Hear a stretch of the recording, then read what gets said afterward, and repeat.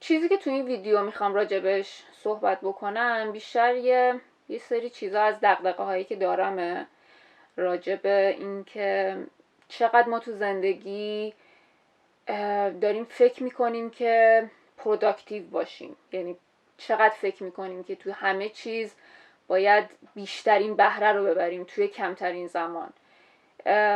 این که چرا میخوایم همه چیز رو به نتیجه‌ای که میگیریم منوط بکنیم.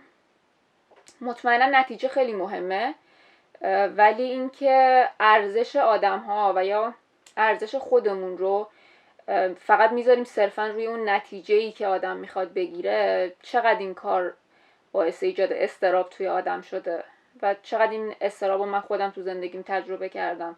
اینکه صرفا صرف نظر از اینکه من هستم و همین که من هستم خودش یک کافیه، به اندازه کافیه، یعنی به اندازه کافیه همین که من هستم خودش بسه.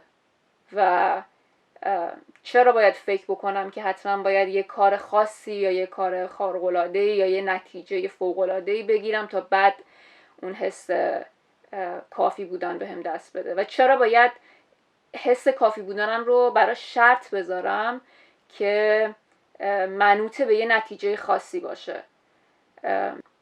صرف نظر از این که ما چه آدمی هستیم، چه لذتی داریم از اون مسیری که طی می‌کنیم، میبریم یا نمیبریم، ارزش ما رو به یه نتیجه خاص منوط میکنه. و اینکه میخوایم خیلی از کارا رو به هر قیمتی، یعنی به قیمت اینکه حتی سلامت جسم و سلامت روانمون از بین بره، صرفا به یه نتیجه برسونیم. و این اون چیزیه که در واقع بهش میگن بهره‌وری سمی.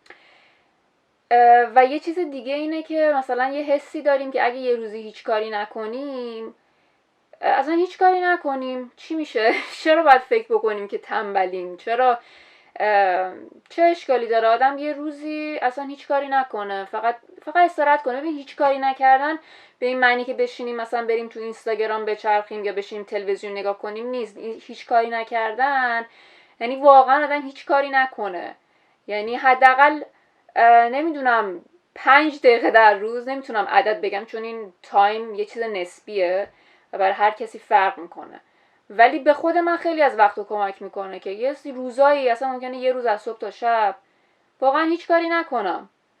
و اصلا هم قبلا خب این حسو میکردم که خودم رو سرزنش میکردم که چرا از روزم استفاده نکردم، چرا روزم رو هدر دادم و این چیزا، ولی الان اونقدر حس خوبی بهم دست میده وقتی به حرف بدنم گوش میدم، وقتی میفهمم که بدنم الان احتیاج داره که سرعتش کم بشه، سرعت زندگی که داره پیش میره کم بشه و استراحت کنه و هیچ کاری نکنه.